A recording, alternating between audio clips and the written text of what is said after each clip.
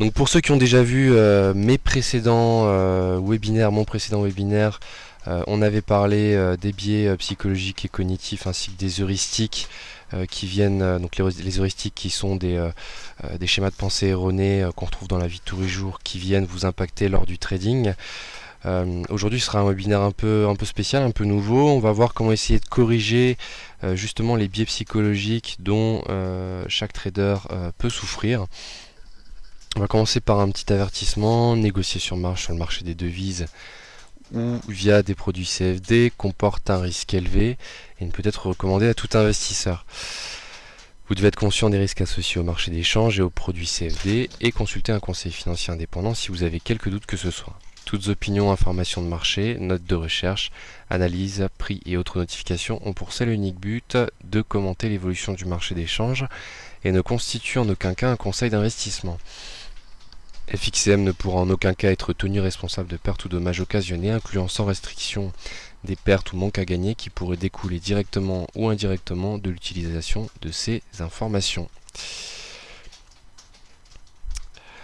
Donc comme je vous l'ai dit, nous allons nous pencher sur la correction des biais comportementaux et l'amélioration de la performance. Je vais introduire rapidement le sujet, on verra comment identifier les biais dont vous souffrez. Car lors du précédent webinaire, c'est vrai que j'avais parlé des biais psychologiques de façon générale. Là, on va voir comment les identifier. La deuxième phase, ce sera leur correction, donc par l'interruption et la remise en question et l'effort du changement. Je vais commencer par une petite citation. Donc pour ceux qui ne parlent pas anglais, c'est l'une des plus grandes erreurs de penser qu'un homme est toujours et reste le même. Un homme n'est jamais le même pour longtemps, il change continuellement. Il n'est jamais le même, même pour une seule et même demi-heure. Vous allez comprendre après pourquoi.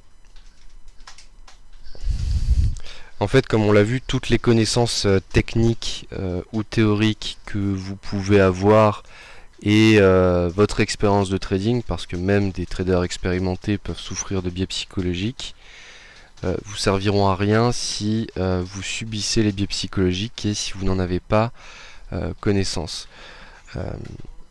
Que vous soyez débutant ou expérimenté, que vous soyez perdant ou gagnant, vous pouvez à un moment ou à un autre être confronté à un problème qui va venir vous impacter psychologiquement, qui va venir impacter votre trading. En fait, tous ces problèmes sont finalement des variations des biais que l'on subit tous les jours, comme l'excès de confiance qu'on a vu lors du précédent webinaire. L'excès de confiance, c'est un trait de caractère qui est tout à fait humain. Et l'autocomplaisance, pour rappel, l'autocomplaisance, c'est simplement le fait d'attribuer ses réussites à des causes internes et ses échecs à des causes externes. L'exemple classique, c'est l'étudiant qui a une bonne note à un examen. Il va s'attribuer sa réussite à son travail. En revanche, s'il a une mauvaise note, il va attribuer cette mauvaise note à la sévérité du correcteur ou au sujet qui était hors programme. Bon, de façon plus familière et plus globale, on peut dire que l'autocomplaisance, finalement, c'est se trouver des excuses. Nous devons faire face à des états psychologiques, émotionnels, physiques et cognitifs en fonction de notre environnement. On peut avoir des réactions différentes pour une même situation en fonction de l'état physique ou mental dans lequel on se trouve. Vous n'allez pas vous comporter de la même façon face à un trade, face à une opportunité de trading que vous avez détectée, selon que vous soyez en forme physiquement et que vous n'ayez pas finalement de soucis, de problèmes qui viennent vous affecter. En revanche, si vous tradez et que vous venez de vous disputer avec votre femme ou que vous avez appris une mauvaise nouvelle ou que vous êtes stressé, vous n'allez pas réagir du tout de la même façon. La façon dont nous pensons, réagissons, dépend de notre état physique et mental. En fait, on change continuellement et là, ça vient rejoindre la citation que j'ai faite en début de webinaire.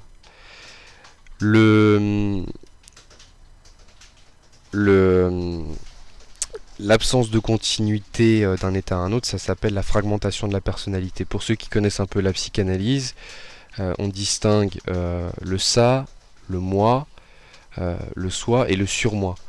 La fragmentation de la personnalité, c'est la fragmentation du soi. Je ne vais pas aller plus loin sur ce sujet, mais si vous voulez vous documenter, intéressez-vous à la psychanalyse freudienne.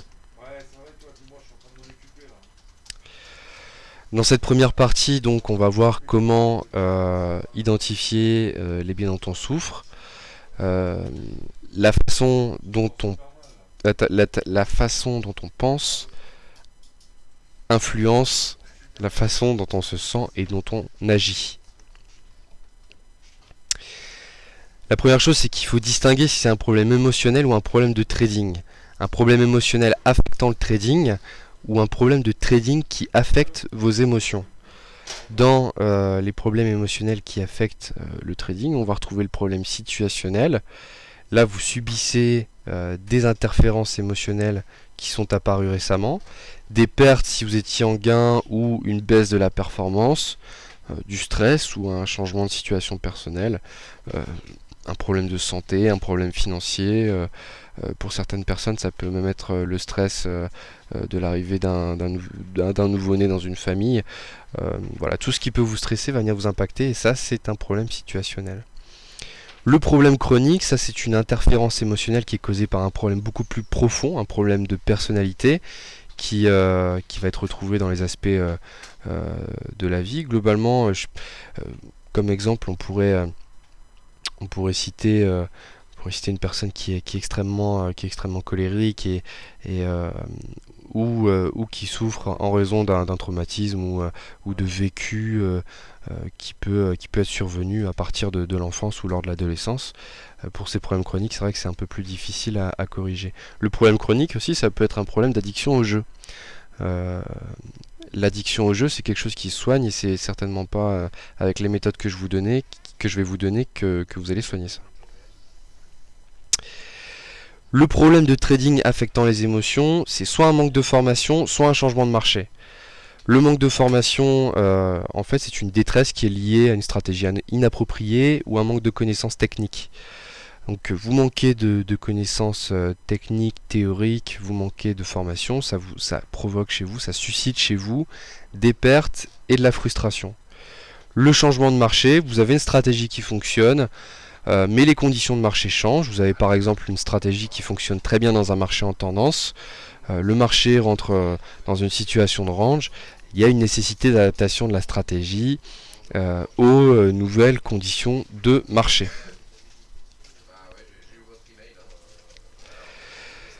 Donc l'étape cruciale en fait et l'étape principale, c'est de tenir un journal qu'on appelle cognitif.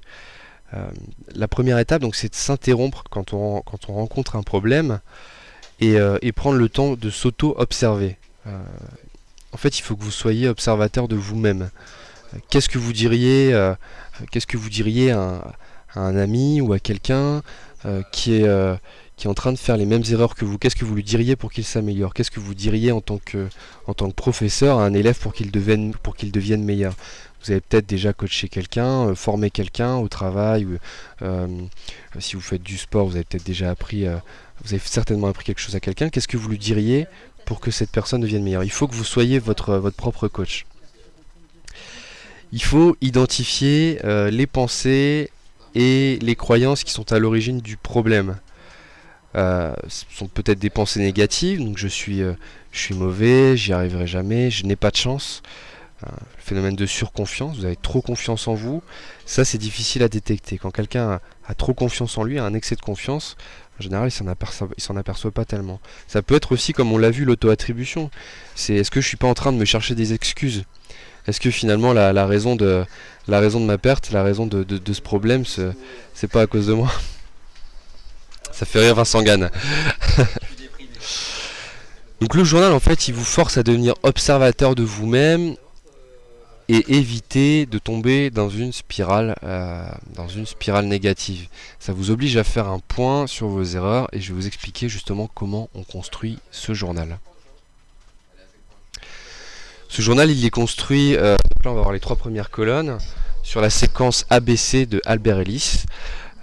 La première séquence, donc, qui peut vous servir de première colonne, c'est l'événement déclencheur, le problème que vous avez rencontré, la situation dans laquelle vous êtes quand le problème survient.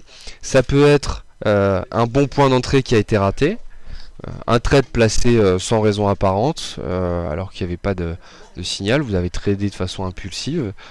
La perte de connexion internet, c'est un événement déclencheur également. La séquence B, donc la perception, sont les pensées et la façon dont vous percevez l'événement déclencheur. Ce serait par exemple, je ne peux pas me permettre de perdre, et vous l'écrivez comme ça dans le journal. Je ne peux pas me permettre de perdre, je n'ai pas de chance, je ne gagnerai jamais, parce que vous avez placé un trade sans raison et qu'il a engendré une perte. Je dois me refaire, parce que vous avez eu une perte de connexion qui a engendré une perte ou qui vous a empêché de prendre le point d'entrée. Et la troisième colonne, la séquence C de Albert Ellis, c'est le ressenti.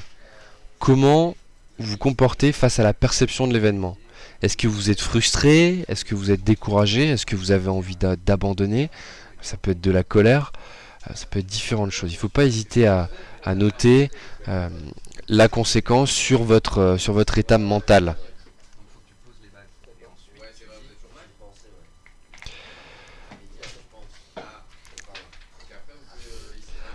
L'interruption, ça c'est primordial. Je pense que si vous avez vu les webinaires en money management, sur le money management de Nicolas ou d'une autre personne de chez FXCM, il faut se fixer une limite de perte maximale. Ça c'est la règle de base. En cas de spirale négative, en cas de série de pertes, il ne faut pas hésiter à dire stop. Et il ne faut pas hésiter à le dire à haute voix. Et ça j'insiste là-dessus. Il ne faut pas hésiter à le dire à haute voix. Dites stop. Parlez-en à quelqu'un qui traite comme vous, parlez-en à quelqu'un qui est proche de vous, quelqu'un de votre famille. Dites-lui ce que vous ressentez, dites-lui ce qui s'est passé. Moi j'ai par exemple un client qui avait investi une grosse somme d'argent donc sur son compte de trading et qui a tout perdu. En fait, lui, il était complètement dans une spirale négative, levier important, money management inapproprié, trading d'impulsion, et en fait, il m'a avoué après avoir perdu tout son capital qu'il l'avait pas dit, qu'il n'en avait pas parlé à sa femme et qu'elle ne savait pas qu'il avait perdu ce capital qu'ils avaient décidé de placer sur le marché d'échange, qu'ils avaient décidé d'investir sur le marché d'échange. En fait, à partir du moment où il en a parlé à son épouse, il a décidé de repartir sur un nouveau compte, avec un nouveau capital de départ, et justement de tirer une leçon des erreurs qu'il a commises. Et depuis, ça va beaucoup mieux. Peu de leviers, un money management approprié, un money management équilibré, donc avec un bon ratio gain-perte, un risque maximum de 1% par trade, pas plus, et ça se passe beaucoup mieux. Donc il faut identifier les pensées négatives qui vous affectent, reprendre conscience, reprendre le contrôle, ça c'est primordial. Pour ça, vous pouvez ajouter deux séquences à la séquence ABC qu'on a vue juste avant, donc deux colonnes dans votre tableau, dans votre journal de trading. La séquence D, c'est l'auto-débat, l'auto-questionnement, on va voir en détail juste après ce que c'est. La séquence E, ce sont les mesures à prendre et les efforts que vous devez fournir pour corriger et pour que ça ne survienne plus à nouveau. Le but, c'est de vous questionner, vous remettre en question, automatiser le rejet de pensées négatives, de schémas de pensée erronés et de comportements autodestructeurs. Donc en détail, ce que vous rajoutez à votre journal, donc la quatrième et la cinquième colonne, séquence D, séquence E. La séquence D, c'est l'autodébat, l'auto-questionnement comme on vient de le voir. Est-ce que j'aimerais que quelqu'un fasse pression sur moi pour ne pas perdre? Est-ce que j'arriverais à trader si quelqu'un était à côté de moi et pointait un revolver sur moi en me disant si tu perds, je te flingue? Ça, c'est pas possible. Est-ce que je suis meilleur si je suis focalisé sur la perte? Est-ce que si vous pensez uniquement à la perte, est-ce que si vous avez peur de perdre, vous allez gagner? La version en perte, on l'a vu, on l'a vu lors du précédent webinaire. Le trader particulier ne clôture pas ses pertes car il a peur de perdre. Tant que vous ne l'avez pas clôturé, la perte n'est pas prise. C'est une erreur majeure car il clôture ses gains aussi très rapidement en ayant peur que justement le trade se renverse et que la position parte en perte. C'est l'auto-attribution. On s'attribue ses réussites, on attribue ses échecs à des causes externes. Donc être en perte, ça fait mal à l'ego. On se dit qu'on a eu tort. Être en gain, on clôture rapidement son trade parce que il y a un sentiment d'autosatisfaction qui s'installe et on veut le sécuriser, on veut rapidement clôturer son trade. Est-ce que parce que j'ai eu un problème de connexion internet, je n'ai pas de chance? Non, le problème de connexion internet, ça arrive à tout le monde. Est-ce que m'accabler, m'autoflageller va m'aider à gagner? Est-ce que vous dire je suis nul, je n'y arriverai jamais va vous aider à vous améliorer? Certainement pas. Il faut absolument penser positivement. Tout est une question de mental en fait. On observe d'ailleurs que souvent les sportifs, ou les joueurs de poker ou même les anciens militaires, donc ce sont des personnes souvent qui ont un mental, qui ont une bonne gestion psychologique de leur activité, s'en sortent très bien en trading. La séquence E, la 5e colonne, ce sont les mesures que vous devez prendre, les efforts à fournir. Je n'ai pas besoin d'avoir raison 100% du temps. Je pense que Nicolas l'a dit tout à l'heure. Ça sert à rien de vouloir absolument que des trades gagnants. Vous pouvez avoir des trades perdants. Tout est une question de money management. Vous pouvez avoir raison une fois sur 3. Si votre ratio gain-perte est de 5 pour 1, donc vous effacez 5 pertes sur un gain, vous pouvez avoir raison une fois sur 3. La perte, c'est normal dans le trading. Une stratégie où vous avez raison 100% du temps, ça n'existe pas. Je dois apprendre de mes trades perdants, je ne dois pas les considérer comme une menace, mais plutôt comme une opportunité, l'opportunité d'apprendre, de se corriger. Je dois me fixer une perte maximale quotidienne, ça on le dit lors des webinaires sur le money management, on l'a dit également un peu plus tôt lors du webinaire. Je dois arrêter de penser négativement, ça c'est primordial. Si vous commencez à vous dire je vais jamais y arriver, vous commencez à baisser les bras, c'est comme quand vous courez. Vous faites un marathon, il y a le mur des 30 km. Le mur des 30 km, si arrivé à 30 km vous vous dites je ne vais jamais le passer, effectivement vous finirez pas le marathon et vous n'irez pas au bout du marathon à peu près 42 km.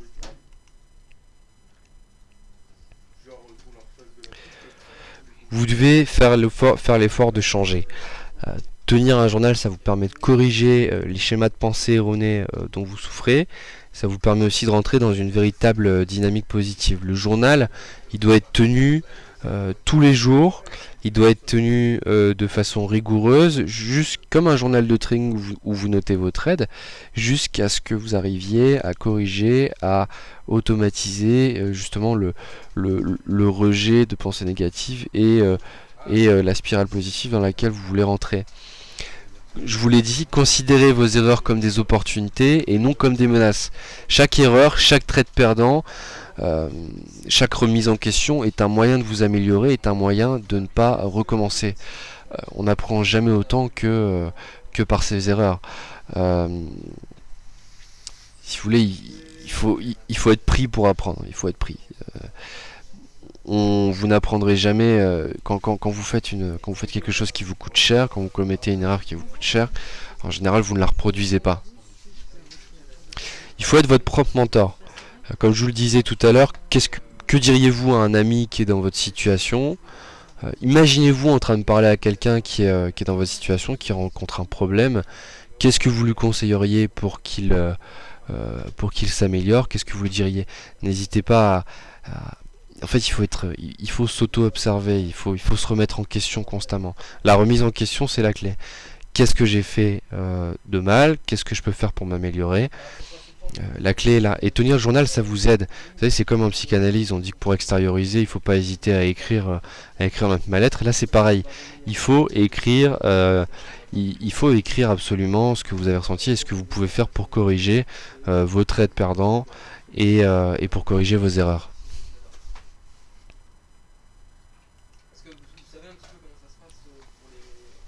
Pour tenir le journal, focalisez-vous sur un seul point à la fois. Ça sert à rien d'essayer de gérer plusieurs problèmes en même temps. De toute façon, un souci, vous n'allez pas le régler du jour au lendemain. C'est pas parce qu'aujourd'hui vous avez rentré une entrée sur un trade, que vous la mettez dans votre journal et que vous mettez vous mettez ce que vous avez ressenti et ce que vous devez faire pour ne plus ressentir ce mal-être, que demain vous ne le ferez plus. Il faut répéter l'exercice autant que nécessaire. Je vous l'ai dit, vous ne corrigerez pas un biais du jour au lendemain. Tombez pas dans la routine. Si vous voulez vraiment vous corriger, faites-le de façon sérieuse, mettez-y vos émotions à chaud. Et ne tombez pas dans une procédure rébarbatrice et dans une routine lorsque vous le faites. Si ça ne marche pas, c'est peut-être qu'il y a un autre problème. Réduisez la taille de vos transactions, faites une pause, arrêtez de trader, aérez-vous l'esprit. On le dit pendant les webinaires sur le money management, il faut vous fixer une perte maximale quotidienne. Une fois que vous l'avez atteinte, vous sortez, vous faites autre chose. C'est quand on est frustré, c'est quand on est en colère, c'est quand on est c'est quand on est fatigué qu'on fait le plus d'erreurs. Les biais cognitifs les plus courants et leurs symptômes qu'on retrouve finalement dans la vie de tous les jours. Le premier, c'est le perfectionnisme. C'est une peur de l'erreur, un sens du détail, ça vous paralyse dans la prise de décision. Vous l'avez peut-être déjà vu, vous hésitez, quand vous hésitez à rentrer sur un trade, ça peut être du perfectionnisme ou ça peut être tout simplement de la peur. Et souvent vous pouvez rater quelques pifs comme ça. Vous pouvez rater quelques points. Ou quand vous faites du moyen long terme, vous voyez le support ou la résistance qui casse, vous vous dites bon c'est cassé mais je sais pas, est-ce que j'y vais? Bon finalement je vais peut-être attendre un retour sur le support, un retour sur la résistance avant de rentrer, je vais attendre un pullback. Et finalement vous êtes paralysé. La perception que vous avez des choses, c'est que ce que vous accomplissez est insuffisant et vous devez faire mieux. Et en fait, vous êtes constamment frustré par ce que vous avez fait et par les opérations que vous avez passées. Le deuxième problème, ce sont les pensées négatives que vous pouvez avoir. Vous tradez pour ne pas perdre. Ça se manifeste de la façon suivante. Vous tradez pour ne pas perdre au lieu de vous concentrer sur la recherche d'opportunités.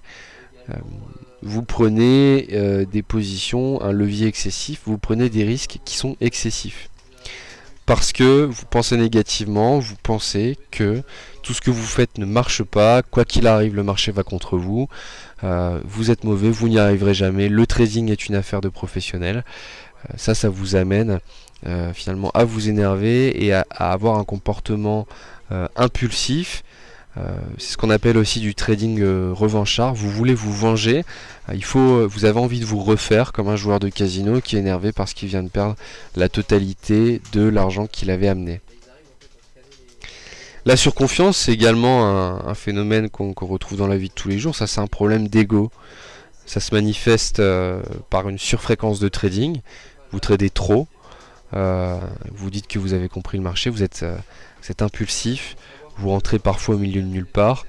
Vous dites, quand vous êtes en situation de surconfiance, j'ai compris le marché, je n'ai pas besoin d'écouter les conseils des autres, c'est sûr, je suis le meilleur.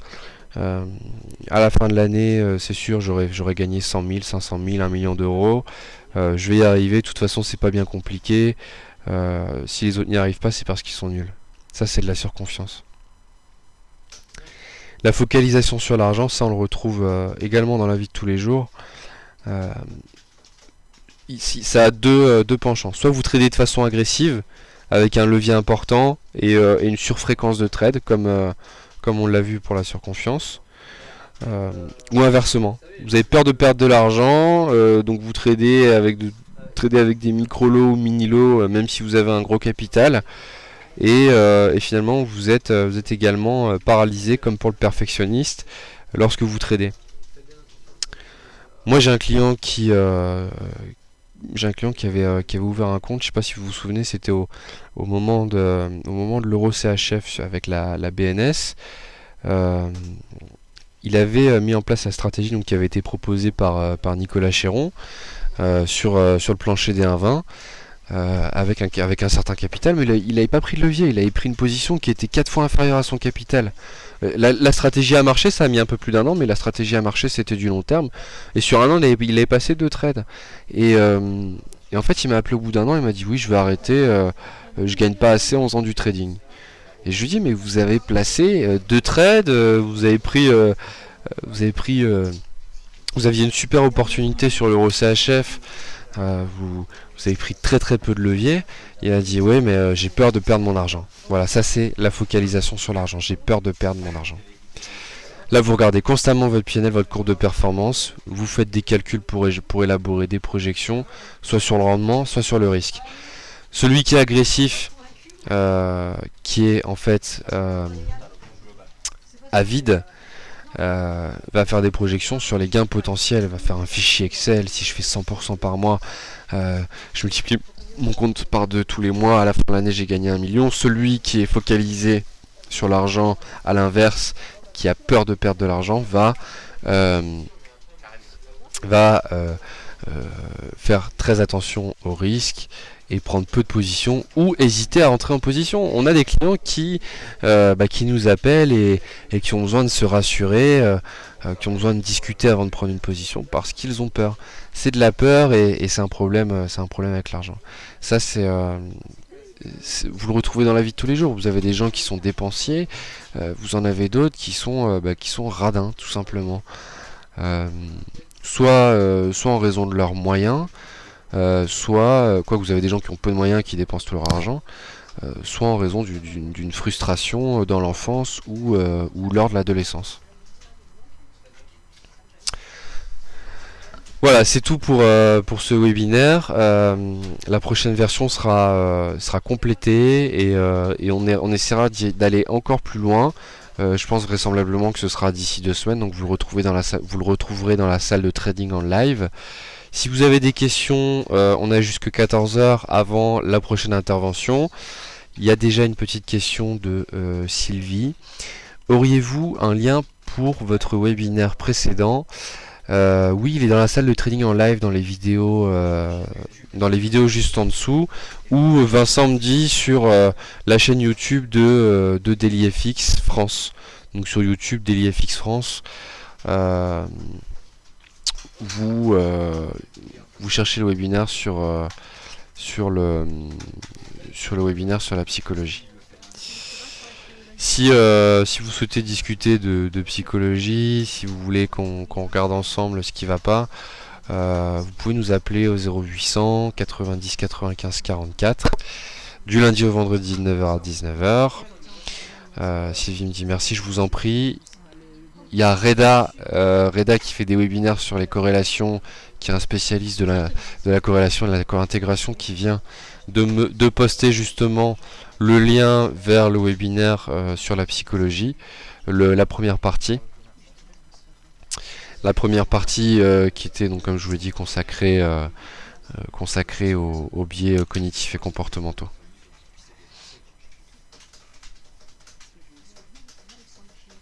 Une question d'un visiteur: comment transférer les graphiques dans le journal? Vous pouvez faire une capture d'écran de votre graphique si vous faites de l'analyse technique et que vous avez raté un point d'entrée. Sur MarketScope, vous faites fichier enregistré comme image, il me semble. Peut-être que Tatiana vous l'a montré lors du webinaire sur la station de trading FX. On vient de vérifier, c'est fichier enregistré comme image. Vous pouvez enregistrer le graphique et l'insérer sur Excel. Un visiteur qui me dit merci pour ce webinaire très instructif. Je vous en prie, il n'y a pas de souci.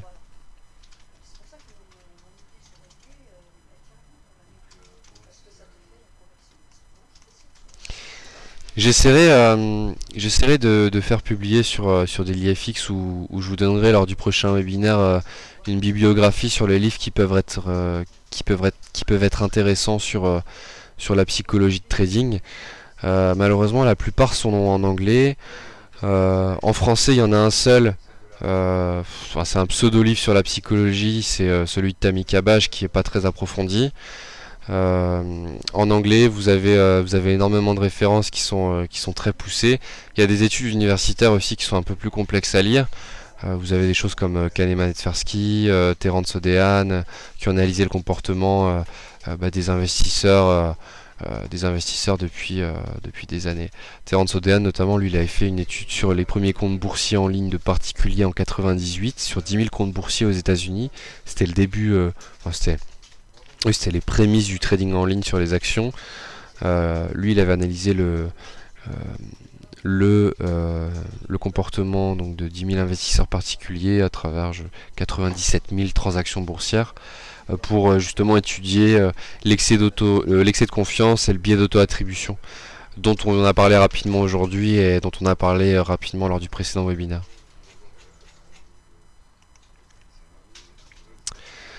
Un commentaire de la part de visiteurs: bonjour, c'est que je me reconnais beaucoup dans ce que vous dites. Dans mon cas, j'ai peur de perdre de l'argent, mais je me focalise sur les gains potentiels et je ne sais pas comment faire.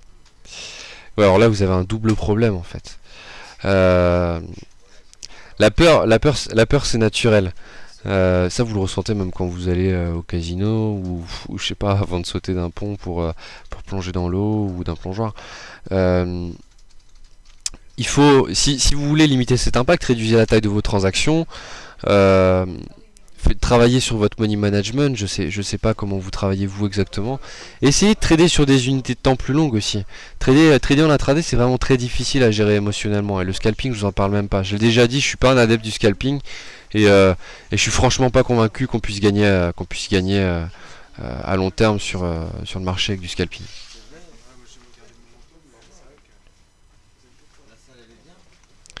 Commentaire de la part de visiteurs: il y a du boulot contre l'inconscient. Oui, je vous disais tout à l'heure, si vous lisez, si vous êtes intéressé un peu par la psychanalyse, vous avez le moi, le surmoi, le ça, le soi. Notre personnalité est fragmentée.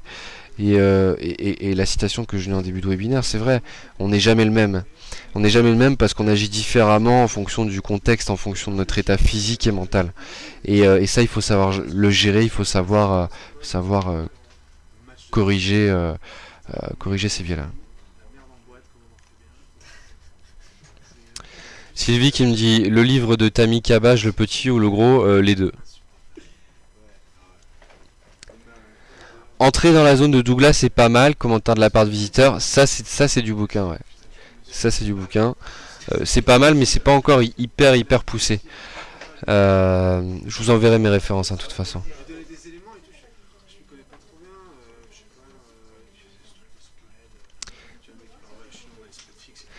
Très intéressant, la mise en application sera moins évidente. On devrait presque obliger les nouveaux clients à commencer par cela. En fait, il y a plusieurs étapes. Vous devez faire de la démo pour ceux qui débutent, apprendre à utiliser l'outil, apprendre le fonctionnement du marché d'échange, mettre en place une stratégie. Deuxième étape, commencer à trader avec des micro-lots pour vous confronter aux conditions réelles de marché, trader sans levier. Et commencer à voir donc là les biais psychologiques dont vous souffrez, les émotions que vous ressentez, et essayer de corriger ça. Vraiment, il faut y aller étape par étape. Hein.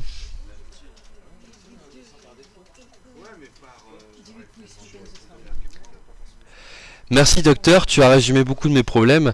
Hier j'étais à plus 4000 € en plus-value latente, avidité, pas de stop zéro, et ce matin moins 500 €. J'ai tout coupé, dégoûté, mais je me soigne. Ouais, ça malheureusement ça arrive souvent, et là c'est vrai que il faut savoir corriger ce genre de choses, et ça se travaille, tout ça se travaille. Mais ça se travaille sur le réel, ça se travaille pas sur la démonstration.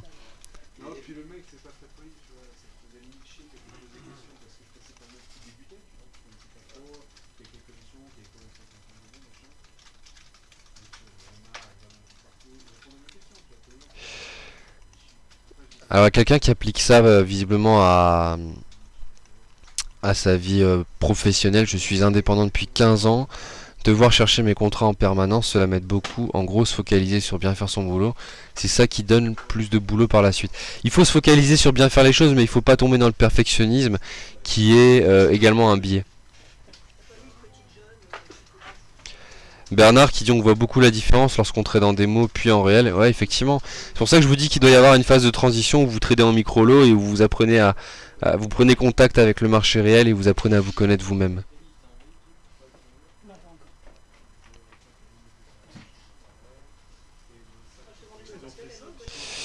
On me dit le livre Super Trader de Van Tekar en anglais est-il bien? Je le connais pas. À mon avis, c'est pas. Enfin, je pense pas que ce soit une référence. Il y en a deux, trois à lire, hein, dont celui qui a été cité, Entrer dans la zone. Il y en a deux autres, je vous les donnerai. Je me souviens plus exactement des titres. Ne pas regarder le compte seulement, objectif graphique. Après, on regarde ce que l'on a gagné. Ou est-ce que l'on a gagné ou perdu? Ça, c'est le commentaire de la part de Cassia.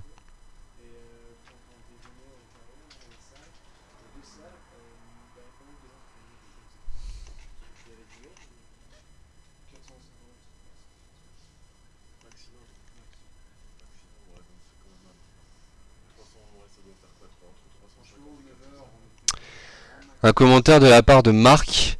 Pour ma part, je ne crois pas qu'on change nos défauts. Alors j'ai appris à programmer pour créer mes propres experts advisors. Ce n'est pas comme ça que j'ai commencé à gagner.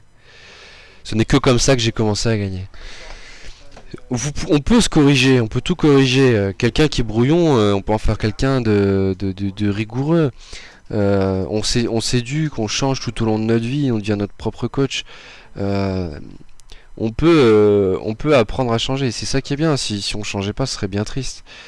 Les experts advisors, moi je suis pas convaincu, à moins que vous ayez des grosses connaissances en programmation et des grosses connaissances sur les marchés.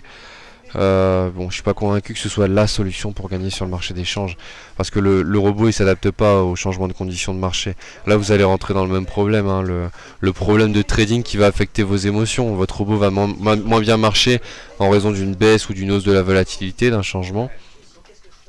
Et ça va vous impacter quand même psychologiquement. Donc le robot il a quand même un impact psychologique. Travailler son mental, le sport aide bien. Ouais, c'est ce que je disais, les militaires, les sportifs en général ont un mental d'acier et trade assez bien. Il est vrai que l'aspect psychologique est très important. Je gagne régulièrement en trading et des membres de ma famille m'ont demandé de m'occuper d'un compte pour eux. Et je remarque que je n'arrive pas à gagner avec leur compte vu que je n'ose pas faire tous les mêmes trades que sur mon compte, étant donné que ce n'est pas mon argent. Cela m'apporte une pression supplémentaire que j'ai du mal à gérer. Ouais, ça c'est normal. Vous avez une pression, y a une pression. Cette pression-là encore, vous pouvez la gérer en réduisant la taille de vos positions. Euh, faut écrire ce que vous ressentez, il faut tenir un journal de trading, euh, essayer de corriger tout ça en devenant observateur de vous-même tout simplement.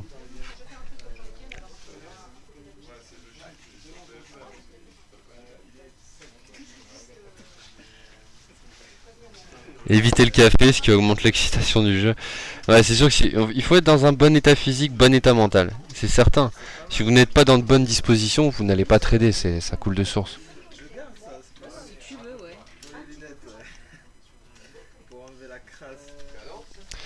Ça signifie que si en démo on commence à se contrôler, à gagner, on va recommencer à perdre en réel, donc nouvelle phase d'apprentissage, complètement. Investir son argent, c'est pas du tout la même chose. C'est pas du tout la même chose que trader en démonstration. Essayez pas de vous contrôler en démo. La démo, elle a une seule vocation, c'est apprendre à utiliser l'outil, à comprendre le marché d'échange et à mettre en place une stratégie. Si vous avez peur de vous lancer en réel, lancez-vous avec un plus petit capital, tradez avec des micro-lots. Si vous tradez avec des micro-lots sur l'euro-dollar, le pip il vaut 8 centimes. Si vous perdez 1000 pips, ça fait 80 € de perte. Perdre 1000 pips, c'est une performance en soi, hein. Si jamais vous les perdez et que vous perdez vos 80 €, vous arrêtez de trader. Mais il faut arrêter de perdre son temps sur de la démonstration. Sur le marché des futurs, sur les options, sur les actions, il n'y a pas ou quasiment pas de démonstration. Vous tradez directement. Si vous allez voir du côté institutionnel, il n'y a pas de démo. Vous ne pouvez pas trader sur un logiciel institutionnel en démonstration. Ça n'existe pas. C'est pas la démo qui va vous apprendre à trader. Pour faire simple. Pascal, devant l'argent, personne n'a les mêmes règles, les émotions, free roll ou cash game, c'est différent. Exactement. Je trouve que les pairs ont la personnalité de leur nation. Ouais, vous savez, hein, les changes sont majoritairement contrôlés par toute façon, par les banques centrales. J'ai un petit souci, je vais m'interrompre 2 minutes. J'ai un petit souci avec l'ordinateur.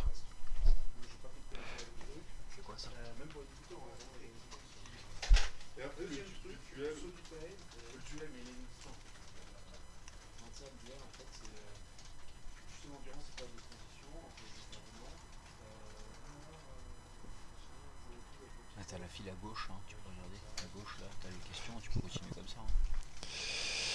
J'ai jamais vu ça. C'est reparti. Sport, médiation et quelques livres. Elder, Murphy, Tredervik, Napoleon Hill, Allman. Exactement. Exactement. Commentaire de la part de Bernard, malgré tout, il faut être passionné. Il y a 10-13 ans, j'ai énormément perdu dans mes débuts.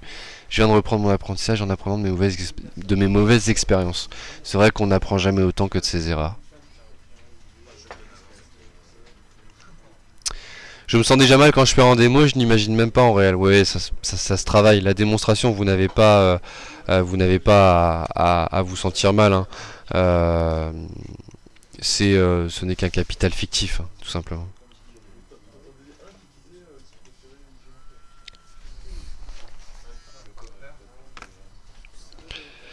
Démo, jouer aux cowboys et aux indiens, réel, c'est la guerre avec soi-même. Exactement, vous en apprenez tous les jours et sur le marché et sur vous-même. Vous êtes en guerre avec vous-même. On a une duplicité de personnalité, on a une... y a pas de... On n'est jamais dans le même état et c'est vrai que notre pire ennemi c'est nous-mêmes. S'il fallait éviter le café, Vincent Gann serait mal barré. Commentaire de la part de Yannick ou Yannick, je sais pas. Alors Vincent me dit aujourd'hui qu'il a pas bu de café mais il a bu 1 litre de Red Bull pour votre plus grand plaisir pour tenir jusque ce soir. Parce que Vincent vous ne l'a pas encore annoncé mais je vous l'annonce en exclusivité. Il va poursuivre le live toute la nuit jusque demain matin 7h. Il va vous parler d'héliotisme. C'est vrai, on n'est jamais à l'abri d'une coupure internet. Secret de trading d'un moine bouddhiste de Daniel Allman, ancien trader.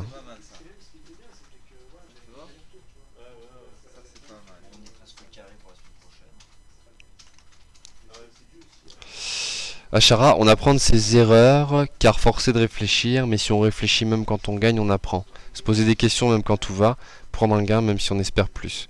Oui, il faut se remettre en question, il faut une remise en question permanente. Il faut que vous soyez votre propre mentor lorsque vous tradez, ou que vous en discutiez, ou que vous notiez, ou que vous en parliez. Rester tout seul, c'est pas la solution.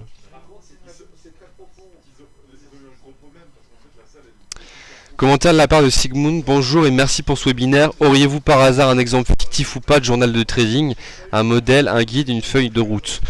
Si vous voulez un journal de trading style pour le money management et corriger vos trades classiques, je pense que vous en avez sur DailyFX. Si vous voulez le journal cognitif dont on vient de parler, je vais le faire publier sur DailyFX. Je vais le faire publier sur DailyFX, ouais.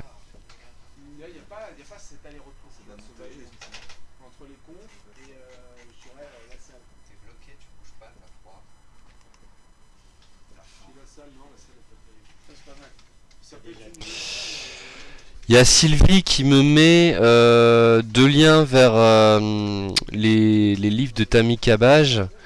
Je vais pas les publier, mais comme je vous l'ai dit, moi les deux je les ai lus parce que à l'époque je faisais une thèse sur la psychologie des investisseurs sur le marché des changes et sur l'efficience du marché des changes. Et j'ai trouvé aucune information pertinente à l'intérieur, j'ai rien trouvé de technique. En fait, j'ai l'impression que c'était assez répétitif et finalement que c'était relativement creux, ouais. Je dirais que c'est un pseudo expert de la psychologie. Alors j'ai pas la prétention d'en être un non plus, mais c'est vrai que quand on cherche des informations précises et complètes, des concepts théoriques clés et des façons concrètes et pratiques de se corriger, d'aborder la psychologie, c'est pas en lisant les bouquins de Cabage qu'on y arrive.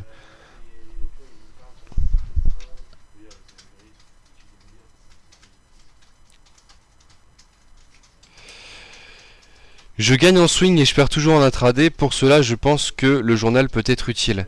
Exactement, parce que l'intraday, de toute façon, c'est toujours plus difficile toujours plus difficile à gérer émotionnellement.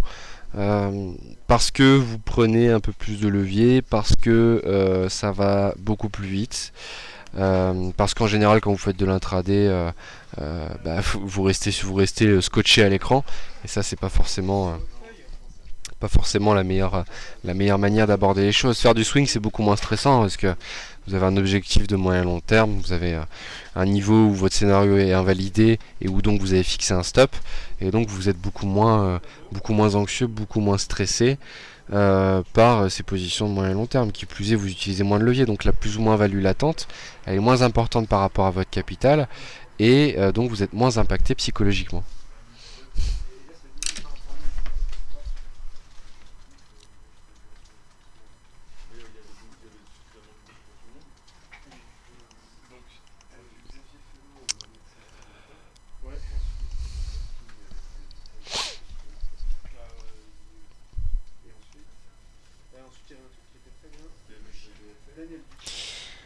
Alors, faire du swing, ça suppose des stops plus larges, donc plus stressant, non? Bah non, parce que si vous mettez un stop plus large, en fait, il faut vous dire, moi, mon risque maximum sur le trade, il doit être de 1, 2 ou 4%. Si vous risquez toujours le même pourcentage de votre compte, quelle que soit la distance de votre stop, c'est pas plus stressant. C'est pas plus stressant du tout. Par exemple, vous faites de l'intraday, vous mettez un stop à 10 pips, vous risquez 1% sur 10 pips, d'accord? Bah, vous faites du swing, vous mettez un stop à 40, vous allez risquer 1% sur 40 pips, donc votre position elle sera 4 fois moins importante.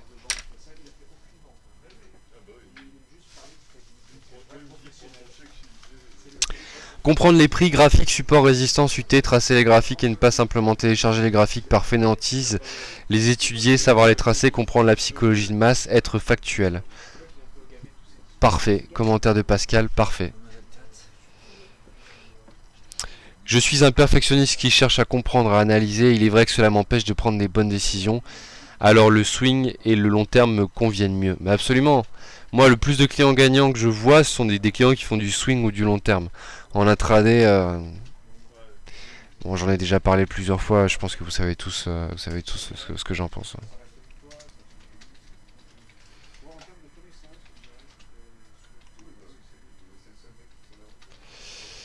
Petite citation, la tranquillité est la plus grande des révélations. Ouais, c'est assez philosophique.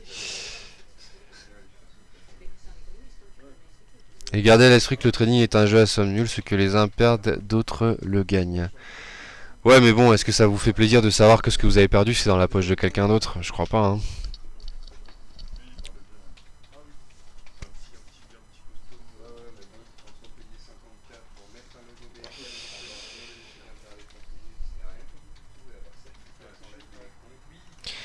Moi, je préfère le stress du court terme à celui du swing, car en court terme, on est fixé dans les minutes, heures qui suivent. En swing, c'est long. Il peut se passer plein de choses dans la période de trade. J'aime aussi l'idée d'être tranquille le soir au coucher. Mais en fait, ce que je vous disais tout à l'heure, si vous avez une stratégie qui est établie, vous connaissez à peu près votre taux de réussite, vous avez un bon money management, ça ne doit pas vous stresser d'aller vous coucher.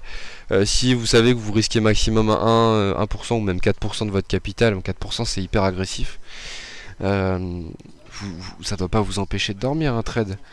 Si ça vous empêche de dormir, c'est qu'il y a trop de levier, ou alors vous savez que vous avez fait une connerie.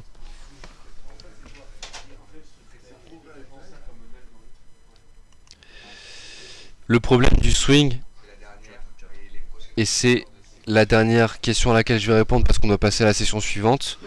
Le problème du swing, c'est qu'en ce moment on tombe sur des marchés topiques qui n'en finissent plus, on s'ennuie, on a tendance à vouloir faire de l'intraday, on y est moins à l'aise et on a plus de pertes. Ouais, exactement, c'est comme ça que ça marche.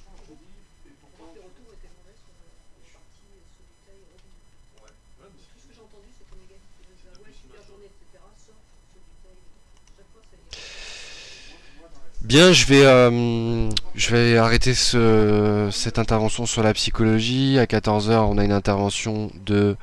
D'ailleurs, c'est qui l'intervention, Vincent? Karen Pelloual sur Ishimoku, qui va commencer dans un instant. Je vous laisse, mon email est affiché à l'écran. Si vous avez des questions, vous pouvez également nous recontacter par téléphone. 0800 90 95 44.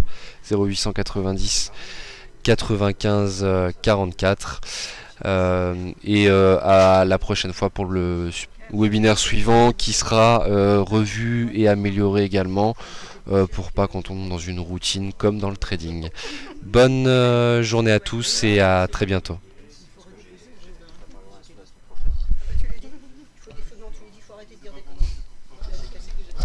Merci à tous pour vos commentaires, hein, je les ai pas publiés mais merci à tous.